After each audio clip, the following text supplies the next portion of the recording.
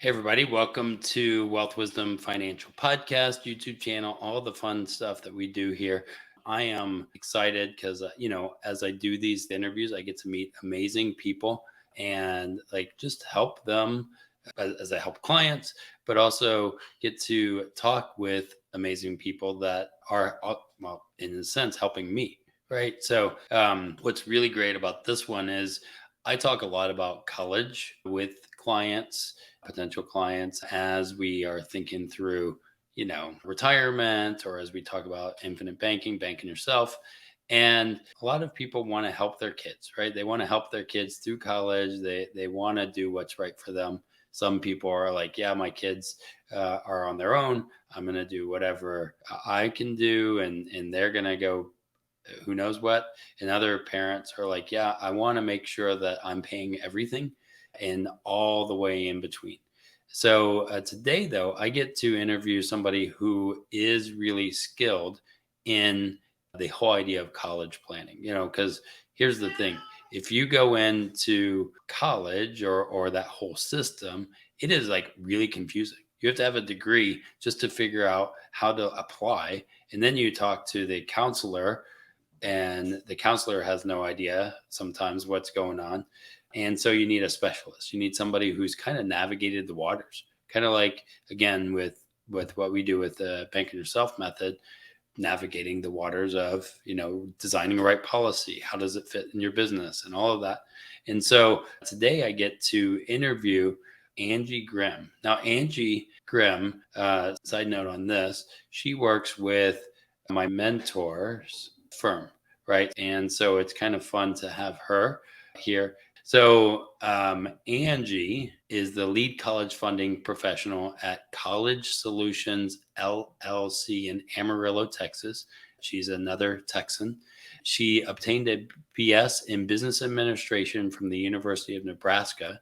She prides herself in helping students make an informed educational decision to pursue their educational goals, as well as assisting parents in setting up a solid financial plan with no unnecessary risks to meet the upcoming expense of college for their students.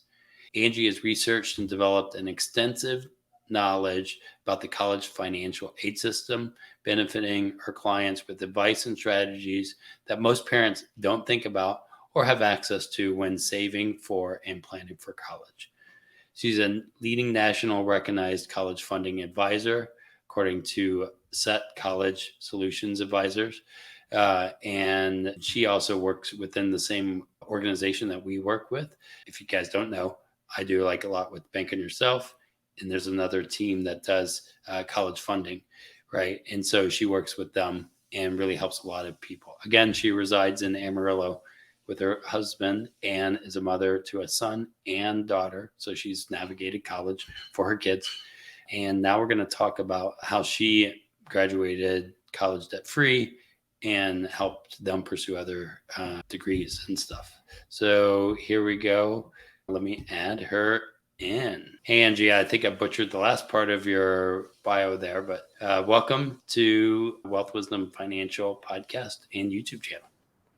Thanks, Brandon. I'm super excited to talk with you today and share some of our insights. Awesome. So as we were talking a little before, both my wife and I have degrees. I have an associate's degree. It cost me more for my associate's degree than my wife's bachelor's degree from University of Chicago. I went to a technical school that apparently got shut down because they were doing some illegal stuff. And again, cost me more. She went to a bigger school, more prestigious, and less student debt. So her parents taught her kind of a little bit. She read books about how to go to college, how to pay for college. She was a little smarter than I am, I guess.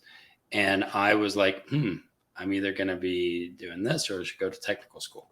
So anyway, that's a little bit of our background. And now we're business owners.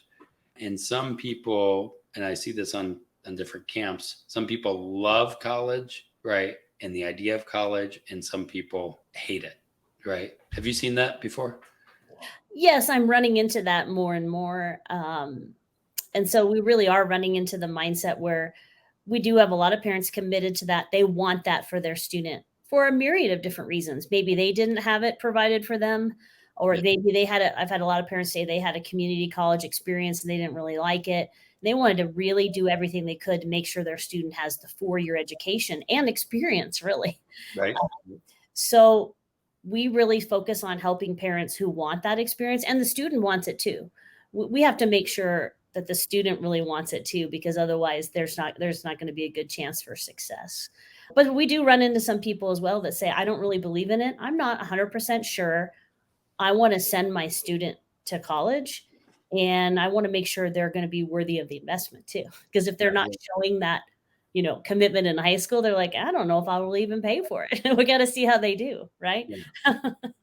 So how do you set them up for success? Like when do you start with your kids, setting them up for success? And how do you talk about money with them? Talk about like the cost of college? Cause you go into school and you're like, oh yeah, 40,000, 50,000 or whatever it is now.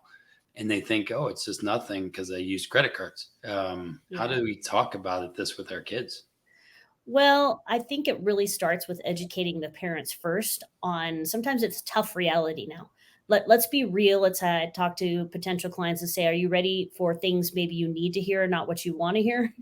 We need to be real candid here. What's going to be your major deciding factor? And most of them say it's money.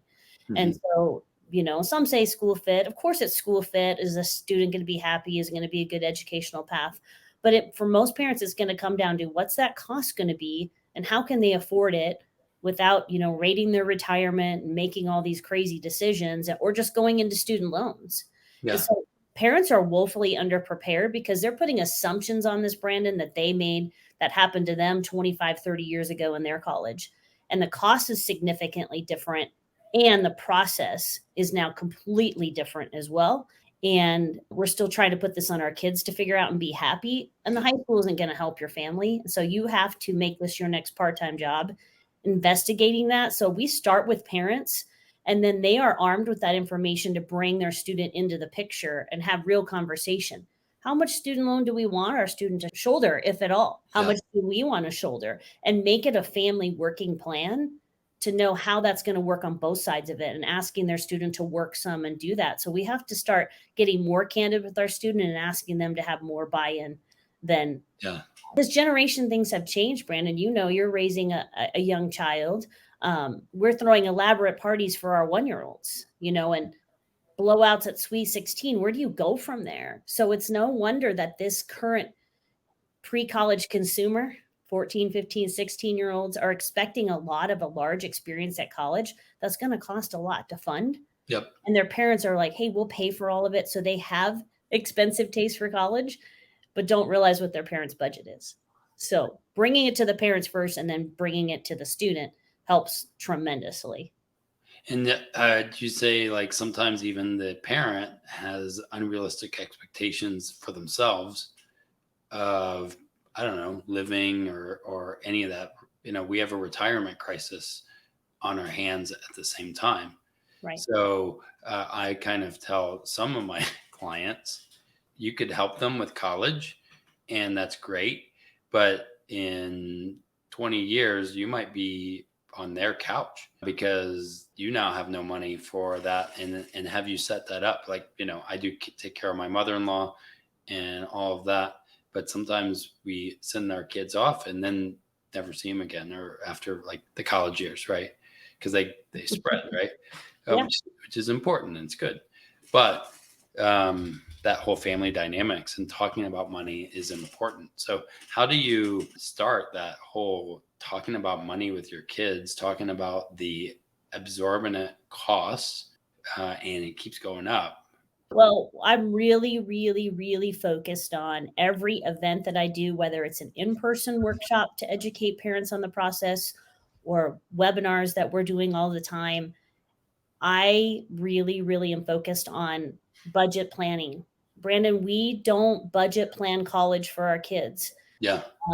I liken it to when you go to, used to be different, but we know still for a car now or a new vehicle, we pretty much know what we can spend. You Yeah. walk, even now with less inventory out there, you walk on a car lot, and generally that salesperson is going to ask you, hey, what do you need your payment to be? Yep. You call your friend that's a realtor, you're changing houses. Your realtor is not going to show you a house that's $1.5 million if you're only pre-approved at the bank for 300. So Yep. they're going to show you what you can afford based on a vetting of your income and your assets. But when it comes to college, we are not doing that same thing. We are really letting our student drive the process most of the time. Say, hey, sweetie, where do you want to go? Oh, Yeah. that looks great. They sent you some mailers. Yeah, let's see if we can make this prestigious college work. Oh, it looks great. Best education. We bought into the prestige. Oh, we're going to make that work. So we have to get real brass tacks with this plan and say, what is your budget plan for college that will still allow you to retire? We have to secure you, mom and dad, first, just like in the airplane. When you travel with your young child, the oxygen mask drops down. Who are you supposed to put it on first? On. Yourself Yeah. first, right? Before you help the companion you're traveling with. It's really the same thing for college. We have to make sure their plans for retirement are secured and then add in how they can reasonably afford college and their student too, and have a real discussion. How can they help? Can they work and put some towards it? Do you want them to take student loans or not? Because even high achieving students are not earning enough in scholarship to offset a $30,000 public school or a $60,000 private school. There's still a large gap there that needs to be filled. I hear this all the time. Well, my kids are going to get scholarships. How much in the overarching plan, typically average, I guess you could say, the scholarships cover? Yeah, so scholarships for some students might cover half their tuition if they're high achieving, just tuition, Hmm. maybe a third. But it's really depending on how is that student done in high school, and still extremely dependent on how well they do on the standardized test, an ACT or SAT. And they're being guided right now wrong in the school about that, misguided about how many times they need to take it and do some prep for it. Hmm. Um, and then private scholarships, they're out there, but we still get told, oh, there's all, there's thousands and millions of dollars that go unaccepted. The reality is there's money out there, but it's just the icing on the cake money. You really only kind of hear about the big winners that, get these Yes. large scholarships. Like my husband and I watch a lot of college football in the fall, and Dr. Pepper Yeah. has that scholarship. You've seen that, right? Where the kids are out there throwing the football through the cans. Like 2 or 3 kids get that big paper check for 100K, but millions applied to get out on the field and try to do that. And so we have to shoot for those scholarships, but we only plan on that being a small portion of the money. There's still a lot of cash that we have to come up with to fund Mhm. it with no loans. And then again, I think it's that whole idea of reverse engineering, that budgeting for college. And again, people hate that word budget because it's restrictive and you're taking away my freedom or whatever. I don't know. Yes. And I have a budget. We think through it and needs versus wants. And I don't do all the budgeting, right? My wife does that through YNAB, but I can look and say, can we afford it or not? Right. And sometimes I can afford it totally, but I just don't want to do it. Right. Right. Um, and being able to look and say, okay, I know what I have. Like I know for my son with my policy, he has a life insurance policy and he's 4. I know his adulting fund how much he has in cash value right now, Mhm. like almost to the penny. But building that in and creating that muscle. How do you help people create that muscle of budgeting for these things when they've been eating crap food, kind of a thing, for so long? How do you help Right. them? And actually, too, what we kind of focus on, I tell people all the time, you get asked about what you do. I focus on late stage college planning, not really because Brandon and I want to, but that's when people, it's the immediate, thing. Now your hair's on fire. Your school's Yeah, being right. talked about sophomore, junior year. Oh, let's come into Angie and figure this out. So how do we make up for not really either saving, investing a little bit or even nothing at all when your student's 16? So we have to look, traditional planning for college has failed parents miserably as well. Right now, I just spoke with a client yesterday. Her 529 almost have turned into a 229. The loss is incredible.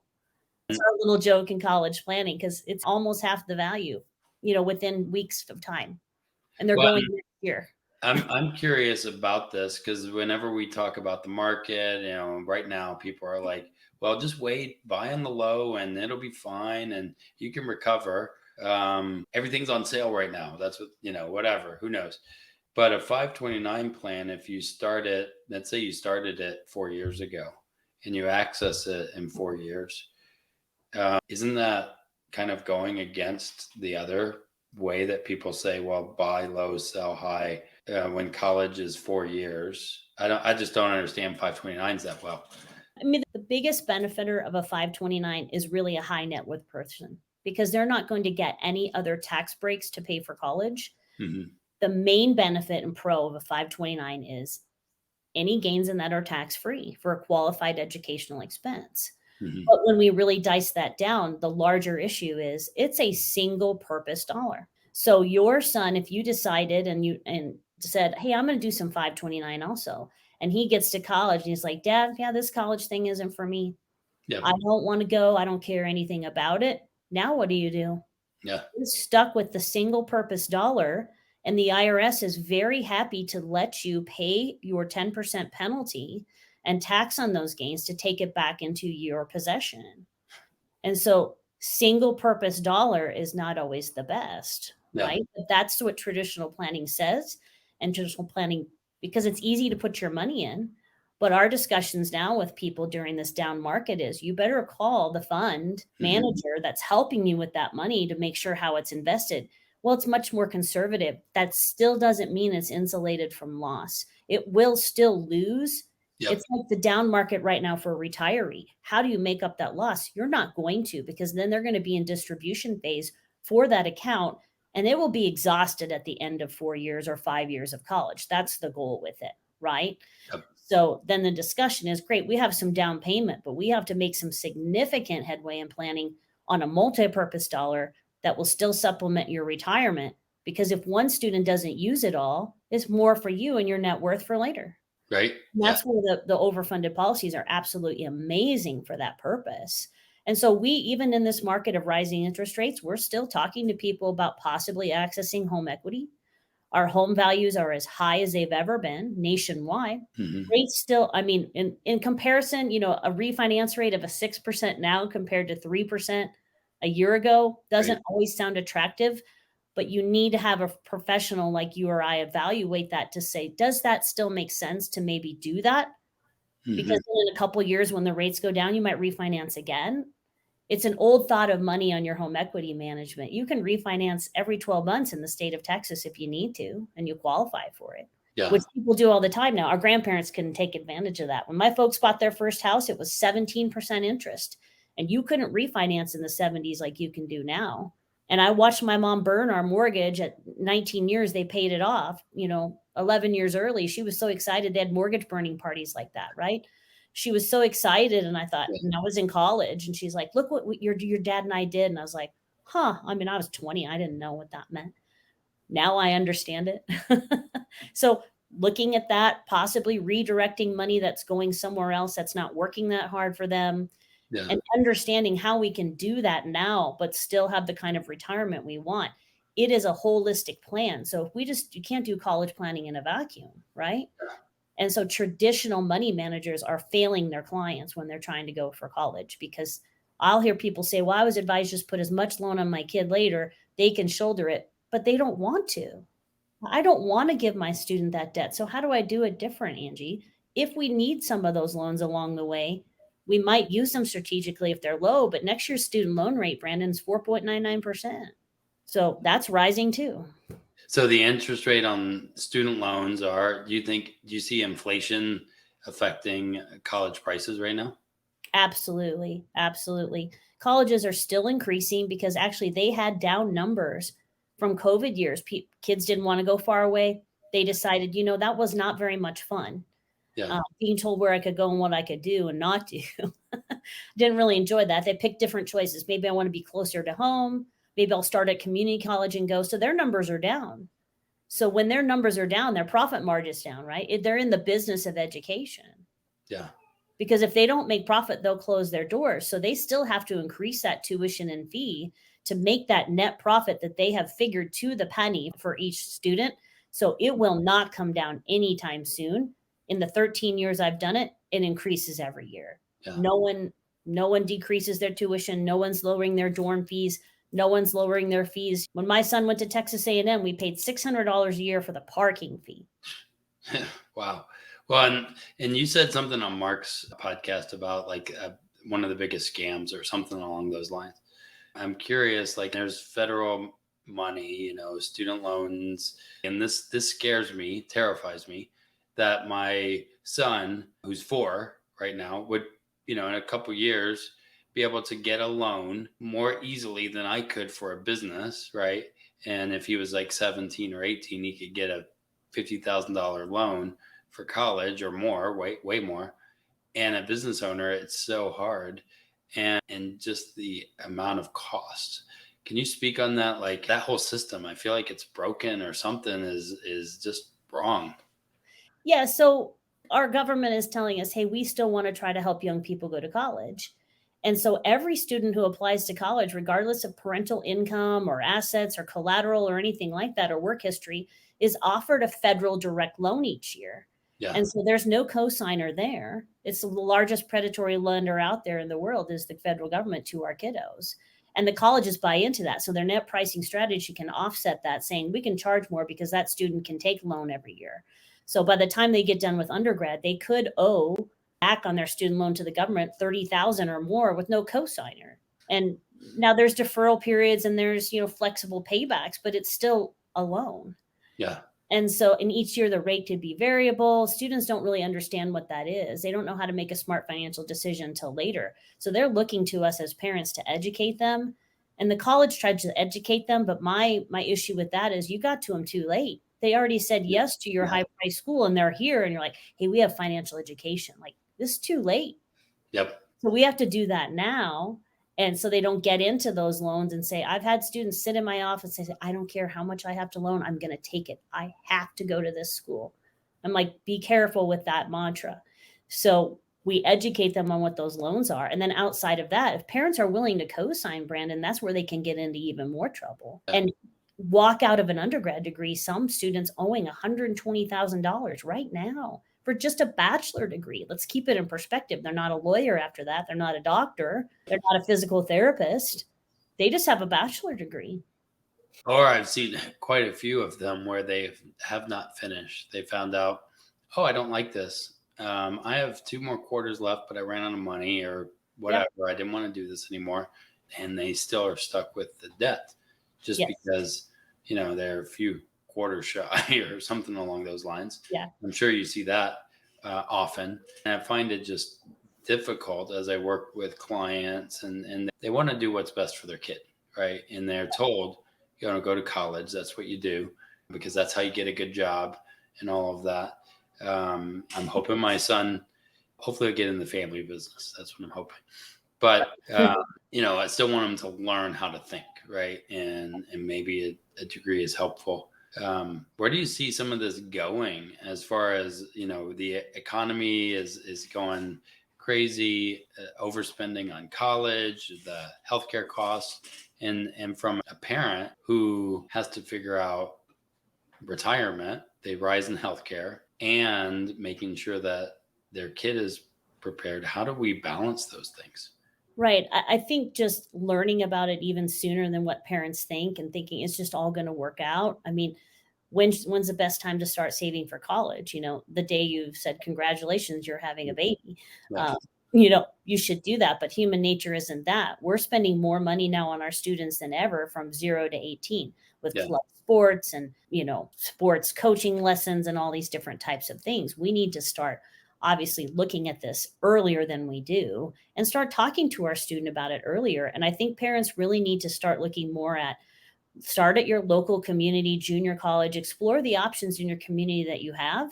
There are still, Brandon, right now, some amazing transfer scholarships. When a student is proven that they're good at college, they can transfer on to a large university for a significant discount when they do well. And so I tell parents all the time, we can still make a plan for your student to go to 4 years of college. It's just going to look probably different than the way you got to do it.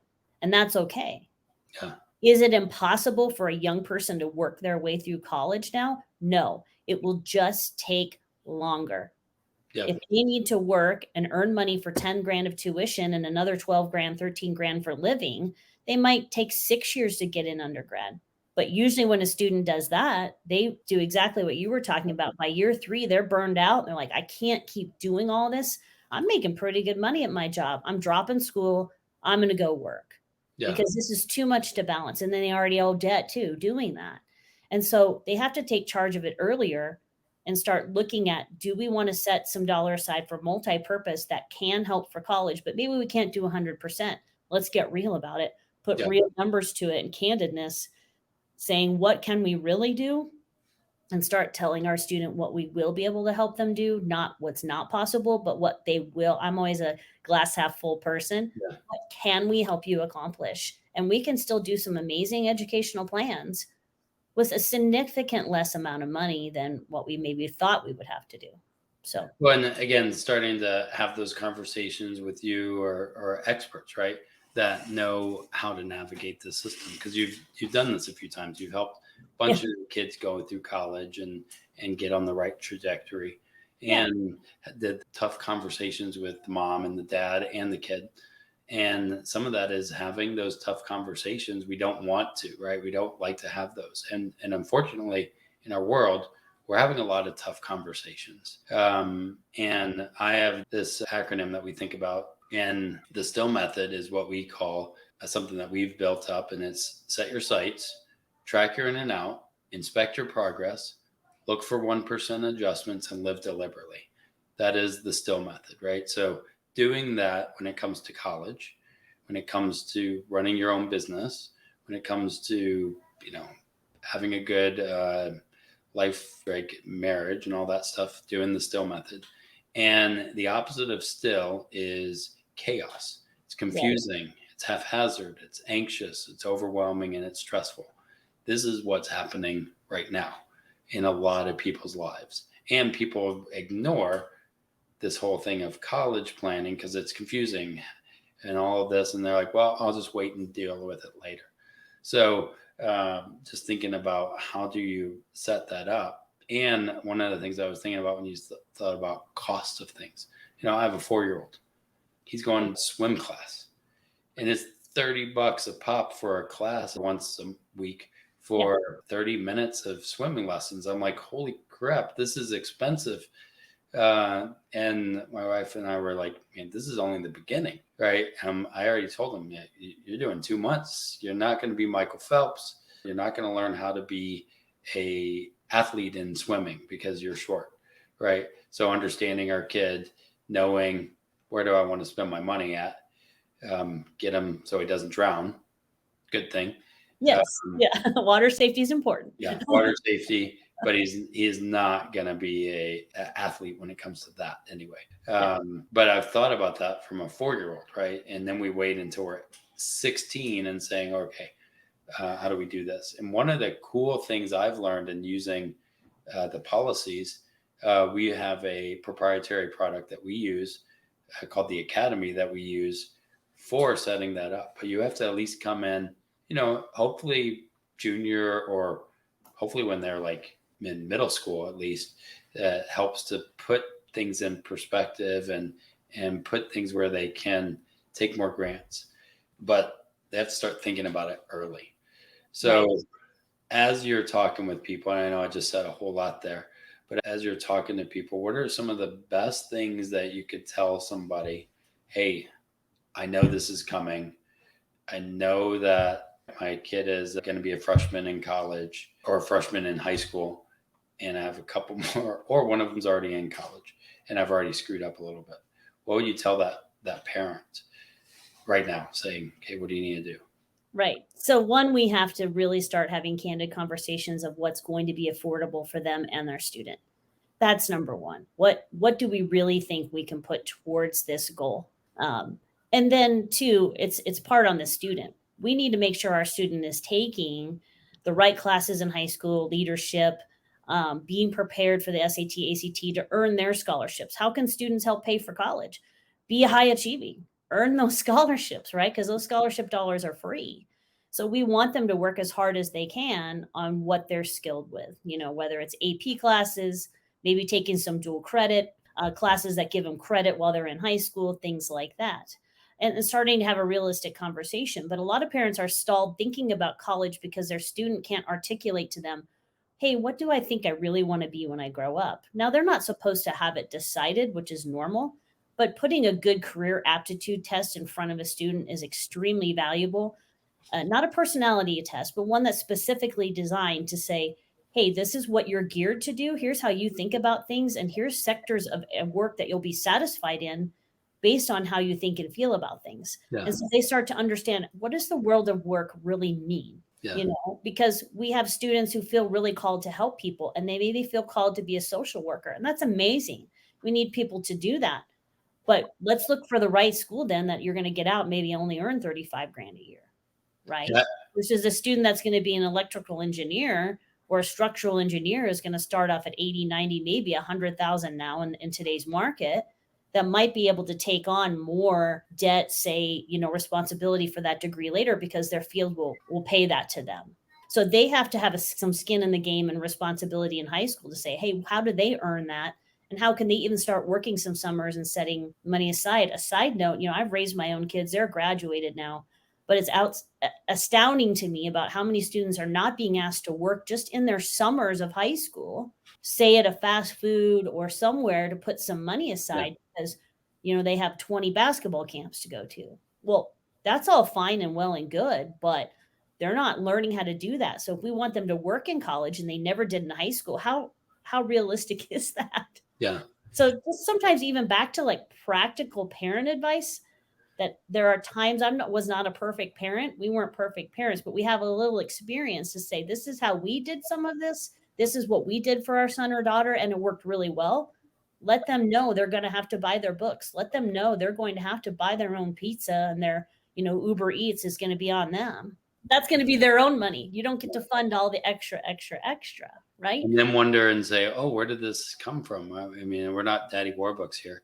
Oh, no. And, those parents who can do that, that's a small percentage of the population, right? Yeah. And even then, middle class to upper middle class, that's it. And we want to do things, but still have the kind of retirement so we don't have to move in with our kids. That's not what any of us want to do. And teaching our kids how to adult, right? So a lot of kids are 30 years old and they haven't learned how to adult, right? I have my niece who's 22 now, and a few years back she was calling me, and I'm trying to help her with college limited. I'm far away. She's in New Orleans, and she got a job, and she's like, they haven't paid me for 2 weeks yet. And she was getting all upset because they haven't paid. And then she got the paycheck, and she's like, this is not the same. This is way less. Who's this FICA guy? Who did I pay FICA? Yeah, all of this. And I was like, okay, they did not rip you off. The way it usually works is they pay you after you work for a couple weeks. Yeah. Right. And then you got to budget it. And, what's a budget and all this other things. And she's like, adulting sucks. Like, yeah. It's overrated for sure, right? It's overrated. Learn a little bit because, you're not going to survive. Right. And I feel like there's a lot of even parents who haven't learned how to adult. And that's why they're in the situation they are now, is because they haven't learned adulting skills, like, I don't know, budgeting, for example, because our world is saying, well, you deserve it. You deserve to go to the best school. You deserve to do this. You deserve McDonald's every day.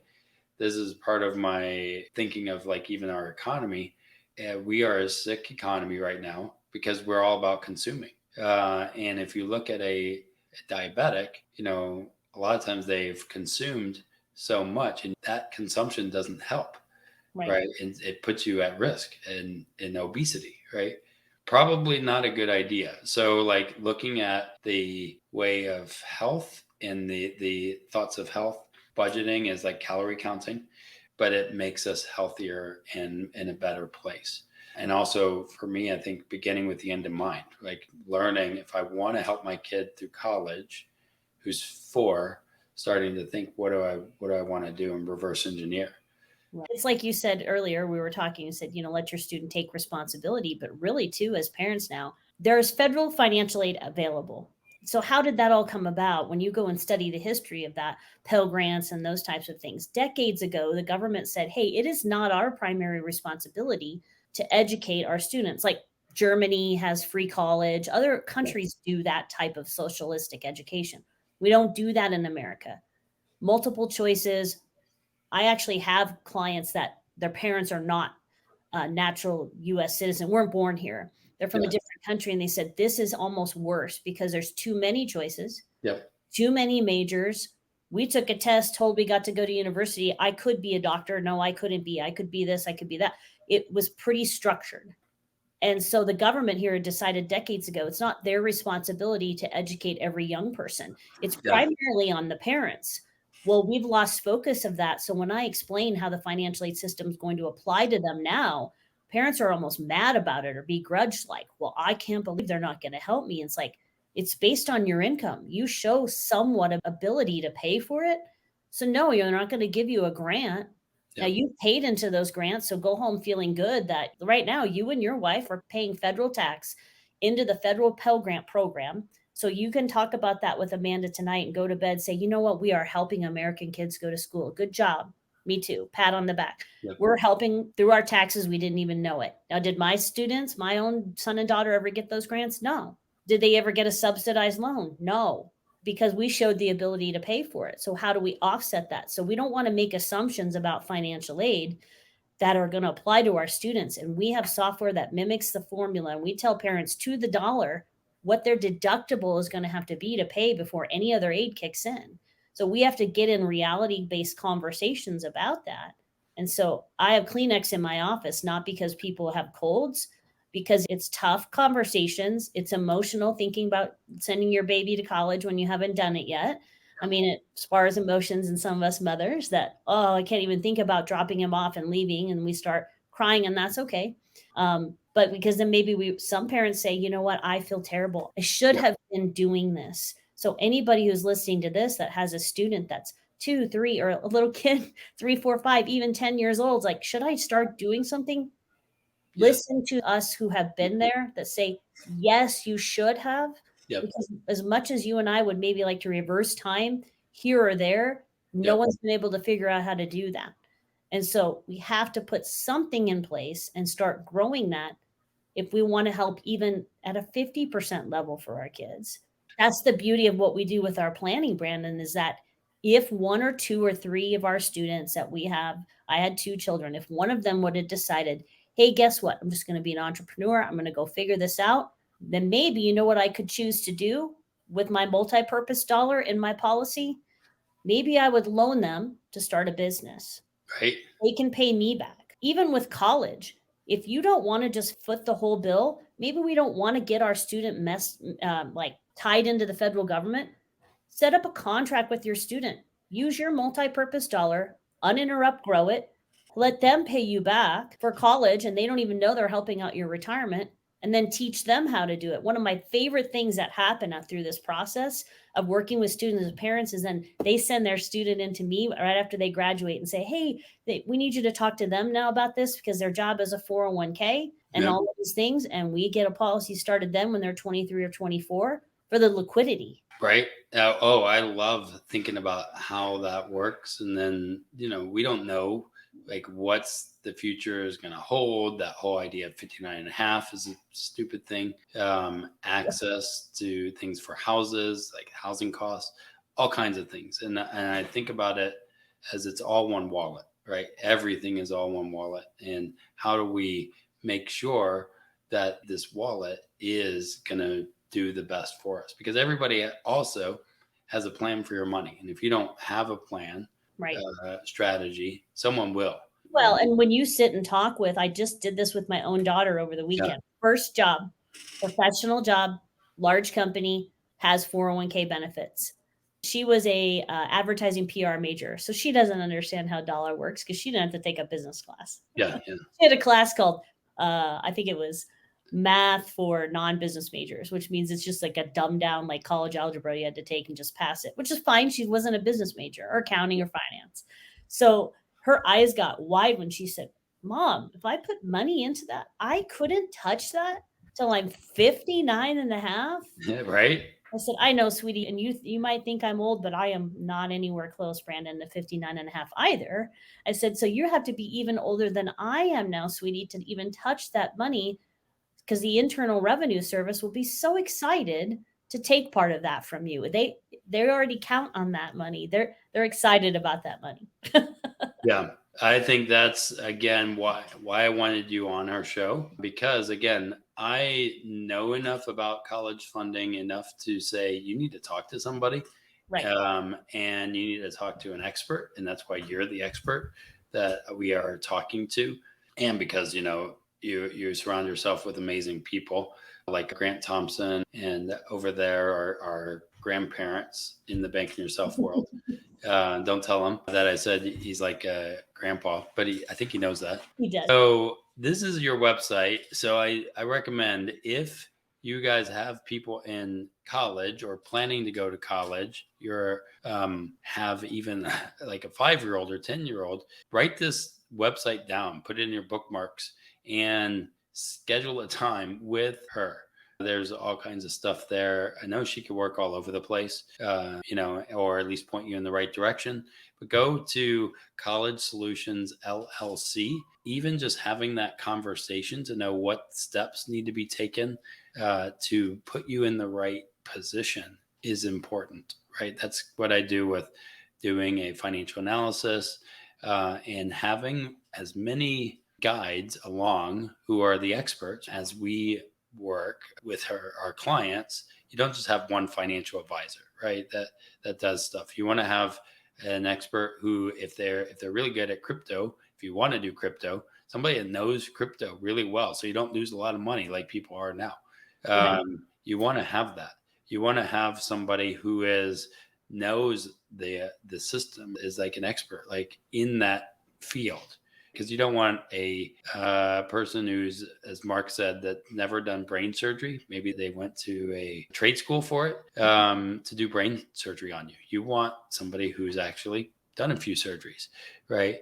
So again, having those people as tax strategists, not just a tax preparer, that can help make sure you are strategizing in the overarching things. So go check her out. College Solutions LLC. This is her website. And there's all kinds of stuff here. There's services. Anything you want to point people to real quick? Yeah. So obviously a lot of our discussion today was on, the financial part of it, which is huge, but we also offer things, suites of services in what we do, that if you also need us to help guide your student, specifically coach them through the application process, guide them on some test prep for the SAT, ACT, write a winning scholarship essay. If you want a coach for your student, we offer solutions for that too. It's not a have to, but some people need a lot of coaching for their student, because our guidance counselors don't do that at high school anymore. And so you want to learn specifically more about how the financial aid process works. Cost of colleges now, you click on our workshop tab, and we are doing webinars every week, pretty much, if not every other week throughout the summer. We don't stop, even though it's summertime. We actually get busier because you and your student have more time. So you can click and watch that webinar. And then if you go back to our homepage, Brandon, you could click to have a free strategy session with myself. There's a link right there to schedule it. It's a complimentary session. If you scroll back up to the top there on the right side, you can click that link. If you listen to this podcast and you're like, hey, I just want to have a conversation with you, Angie, to see, could you help us? Click that link and we'll be really candid how we could help you or not. It says free college strategy session, a $200 value to the right, where it says features. Oh, yeah, sure. Got it. Yeah, and it goes right to my online scheduler, tells you what you need to have. We just jump on the Zoom and we talk to you to see about how we could help you at some level if you want that help. Okay. Yeah, so totally, guys, check that out. And if you go on her calendar, mention me, of course, because I want to know. And I really want to make sure that as we are providing content for you guys, I've heard people say, how do you help me through college? And I want to be able to put you guys in the connection with the right people who are doing the right things, who who also believe similar things as us as far as where the economy and all of this is going and how best to position ourselves. Because there's nobody going to come out here and save you in this. We have to take 100% responsibility for this. I want to make sure that my business owner clients, all of the people, that they are just making the best decisions to break through to a smart, stable financial future, not just for themselves, but for their kids and building a legacy. That is why we do this and why we love what we do. So thanks, Angie, for being here. I really appreciate it. I know we'll have to have you again. Maybe I'll have Amanda, who is more academic than I am. She's definitely the scholarly person. She's studying her CFP right now. Yeah, no, absolutely. I appreciate it. It was my pleasure. We want to educate parents on this is the single largest expensive endeavor you're going to do for your student outside of getting them to 18. And the college is kind of fickle, Brandon. They want payment every semester. So they don't let you amortize it for 30 years like that home you're sitting in. Right. I know. It's crazy. It's kind of funny how they do that. So the way that they make you pay is still the same when you went. And so we have to make some significant plans and get to that. So I look forward to visiting with anyone who comes along our path to help them navigate. So thanks again. It's been great. Awesome. Thanks, Angie. And I'm excited. So thanks, guys, for joining us. Don't forget to like, subscribe, share, and be the master of your ship and help your kids be the master of their own ship. And we will talk to you next time.